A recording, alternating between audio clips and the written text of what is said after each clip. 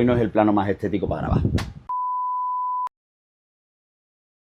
Podemos decir a nivel de producción que la gala de ayer, aparte de merendarse con patata a la primera semifinal, es la mejor gala técnicamente de la historia del Benidorm Fest. O esa por lo menos es mi sensación a tenor de los resultados a nivel audiovisual de la gala de anoche. Y es que seamos sinceros, la gala de anoche hizo lucir el Palau de Sports Illa de Benidorm como nunca lo había hecho antes. Sí es cierto que en la primera semifinal vimos atisbos y pequeñas pinceladas de hasta dónde podía llegar la capacidad de creación de Sergio Jaén y Borja Rueda, pero creo que en las actuaciones de esta semifinal, la verdad, eso se ha visto hasta desbordado. Si nos centramos primero en los finalistas, lo que dije ayer en el resumencito, en el shorts.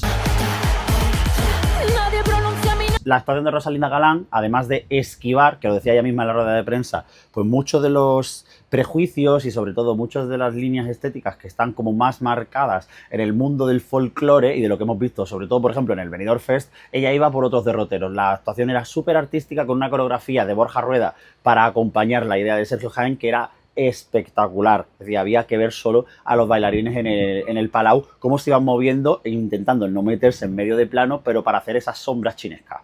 Algo a lo que además acompañaba el hecho de que Rosalinda pues estuviera soberbia encima del escenario. Espectacular. Mucho se habla también, por cierto, del famoso plano este que se eleva, que al final es un cámara colgado y que habla también mucho de la creatividad a la hora de ejecutar esos planos que estamos teniendo en esta edición. Muchas cosas que quizás antes no habíamos visto en la historia del Benidorm Fest. De la misma manera que no habíamos tenido una propuesta que jugara tanto con la comedia y el camp, como se dice ahora tantísimo, como la de Miranda y Baila Mamá. Creo que además ellos lo dijeron, de nuevo también en la rueda de prensa, el equipo entendió muy bien lo que es la banda argentina y también ese punto que le imprime, en este caso, Óscar en su proyecto y en otros proyectos como Barry Brava, pero en este caso Baila Mamá, que, ¿cómo decirlo?, que al final va también embebido de esa misma energía.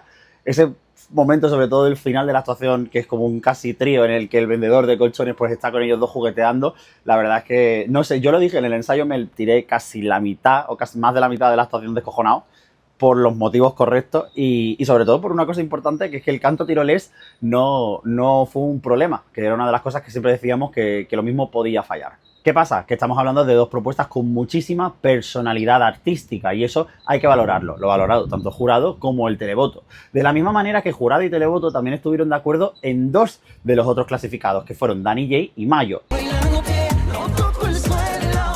En el caso de Dani J y en el caso de Mayo no tuvieron sus mejores pases vocales.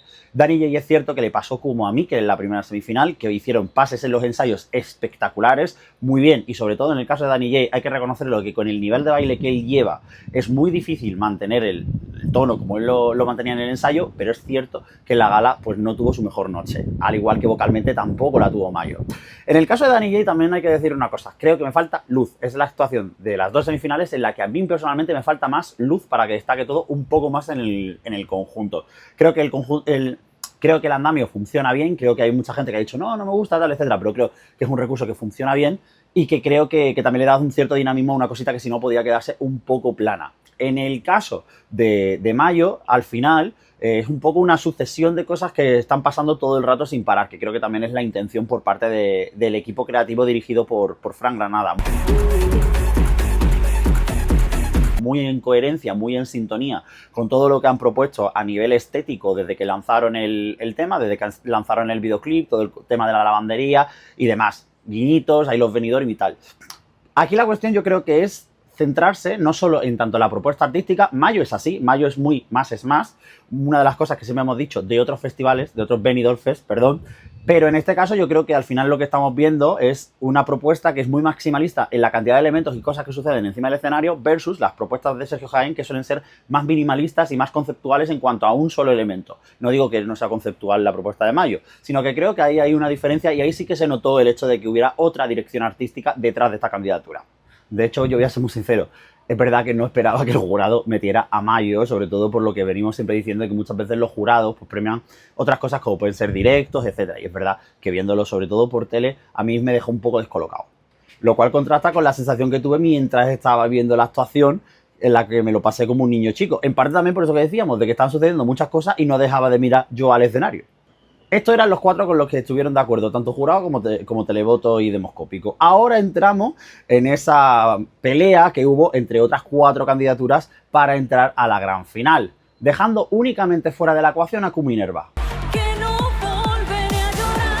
Q-Minerva, que yo creo que el problema, y lo he dicho desde el principio, es que la canción juega en esa fina línea entre la nostalgia, lo retro y lo vintage. Y la actuación, aunque es cierto que estuvo muy bien, el momento sandwichera de Lorin incluido, creo que el rollo industrial tampoco terminaba de ayudar a alejarnos de esa sensación de que estábamos viendo algo muy retro, ¿no? Entonces, es cierto que estaba guay porque creo que conceptualmente es mucho con la estética de los 90, de muchos artistas de los 90, pero sin embargo a mí algo se me quedó un poquito flojo, para que no nos vamos a engañar, que no es el caso de la propia Minerva, que la propia Minerva en el ensayo a mí no me encantó, pero sin embargo en la gala de anoche a mí me gustó. Y lo que decía, la pelea a 4 para entrar a la gran final. Una pelea a 4 que, si nos fijamos, en la primera semifinal, ese enfrentamiento que hubo entre Dora y Marlon Collins y María León y Julia Medina, se solventó la papeleta gracias al demoscópico y el televoto en favor de María León y Julia Medina, pero en este caso se ha decantado la balanza a favor del jurado, que apoyó las propuestas de Asha y la de The Kinkies. La de Asha, que ya lo he defendido varias veces a lo largo de estos días desde que vi el ensayo, me parece que es la propuesta más única que hemos tenido a nivel escenográfico en la historia del Benidorm Fest, es la más colorida de esta edición, lo cual nos va a venir bien para la gala de mañana sábado, y que además creo que tiene un punto encantador, muy cinematográfico, muy de contar una historia. Luego puede haber pequeños matices o lo que sea, pero yo creo que toda esa historia, ese mundo interior que va sucediendo en ese vagón de tren, le da un punto y una alegría a la gala que es fundamental para el desarrollo del sábado. Y Asha, hay que decir que está muy bien, incluido el pequeño guiñito a cambiar el inicio de la canción, que estaba en francés, a traerlo al español. Luego tenemos a los 3 impresentables de los Kinkies, que son probablemente una de las mejores cosas que le han pasado a esta edición del Benidorm Fest a nivel de contenido. Tanto Marcos como Reis, como sobre todo Maxi, hicieron un papel muy chulo encima del escenario ayer. Yo lo dije, no estaba del todo convencido por el concepto y viéndolo realizado, a mí me gustó. Cierto es, primera mitad de la actuación se queda un poquito floja, la verdad. Como que le falta un poquito más de movimiento, pero a partir de que Maxi hace el puente flamenco, que me parece además que es uno de los mejores momentos de la edición, la actuación hace así, y va mejorando muchísimo. Creo que musicalmente es de lo mejor que tenemos en esta edición, a nivel ya no solo de diversidad, sino también de propuesta, y creo que era merecido y era necesario que el jurado lo valorara y lo tuviéramos a las 3 personas estas en la gran final del sábado. Que además, lo dicho, quiero recalcar el papel de Maxi, que es que se carrilea la actuación a nivel vocal y lo hace de puta madre. Y otra cosa que tengo que decirlo, Marco, yo al principio decía, este señor me parece que es un tieso, es un cachondo, es un troll y me parece encima que tiene un carisma de la hostia. Ya a Sergio no le tengo que decir nada porque ya sabe todas las cosas buenas que pienso desde hace 2 años cuando vino con mi cafeína. ¿Quiénes fueron los perjudicados en este caso? Los apoyados por el público, Funambulista y Atiat. En el caso de Atiat, en el reel de ayer, lo decía, un poco también en plan de coña, y es que en otra época es una candidatura que si la hubiéramos tenido en una preselección se metía en un top 3 de cabeza por parte del público, conociendo cómo funciona el televoto del público, sobre todo eurofan. En este caso habrá que ver los resultados desglosados cuando salgan después de la final, pero creo que la actuación estuvo muy bien a pesar de que repitiera pues muchos clichés eurovisivos, que en este caso sí que al final se encajaban bastante bien también por las raíces que tiene la actuación. Creo personalmente, pasa como con los Kinkies, que el inicio es un poco lento, pero a partir de que coge un poco de velocidad funciona muy bien. La parte coreográfica es espectacular y la verdad creo que Atiat, para ser una artista a la cual yo quizás no le tenía muchas expectativas, fue muy solvente encima del escenario y eso es de agradecer. Y en el caso de Funambulista es que no quiero decir que esté enfadado, pero es verdad que estoy un poco molesto. Estoy un poco molesto porque el jurado haya dejado fuera a Funambulista. Creo que siempre tenemos la cuestión, o siempre tenemos en la cabeza la baza esta de los artistas que al final pues vienen consagrados al Benidorm Fest y que muchas veces pensamos que sí o sí van a ser apoyados por el jurado, pero en este caso pues no ha pasado así.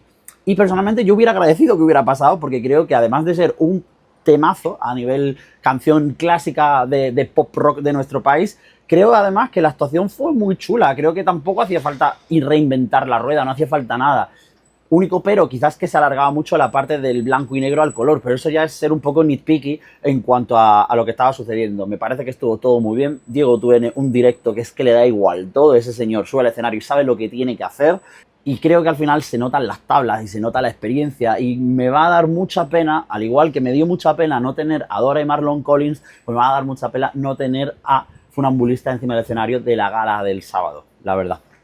Y yo nunca he sido muy fan de su música, nunca he sido súper fan acérrimo del estilo que hace Funambulista, pero en este caso creo que todo me funcionaba, al igual que me funcionaba la canción. Por último, pues dos detalles. Abraham Mateo de nuevo haciendo masterclass de cómo hacer un show en nuestro país y sobre todo a nivel de presencia escénica, que es increíble que se fuera ese muchachillo que llegó a Juan y Medio hace muchísimos años. Y luego, por otra parte, Luz Casal, que hay que respetarla. Hay que respetar a Luz Casal. Es posible que no sea el target de esa gente que ya iba a ver el Benidorm Fest, pero a esa gente que no lo ha visto, para muchos Luz Casal puede representar, y no es que pueda, es que representa historia viva de la historia del pop rock de nuestro país y hay que homenajearla y hay que tenerla en espectáculos como este. Así que nada, estas son mis impresiones después de la segunda semifinal del Benidorm Fest 2026. Lo siguiente ya, pues la final. Mañana tenemos la gran final, veremos a ver quién gana los 100.000 pavos, quién será el compositor o los compositores que tendrán que repartirse 50.000 pavos. Y yo lo siento mucho si la que gana es una canción de las que tiene 800 compositores, porque entonces te va a dar a poco y encima que sientas se te lleva por una parte, pues mira, de verdad, es que yo no sé qué va a pasar con esa gente. Y que, por cierto, lo que habéis visto en estos días también en redes sociales, que había un par de días a lo mejor los que no he hecho los vídeos estos de resumen del día y tal, etcétera, también tiene un sentido. Lo puse en redes. He estado grabando ya cositas para el reportaje del mes que viene, que ya tengo cositas con Tony y con The Kinkis, que creo que va a estar muy chulo, creo que va a molar y sobre todo que creo que va a cubrir muchas ideas en cuanto a compo y producción, porque ese será el tema del reportaje. El de marzo, porque el de febrero, bueno, la pieza grande de febrero, pues creo que os podéis imaginar sobre qué va a ir.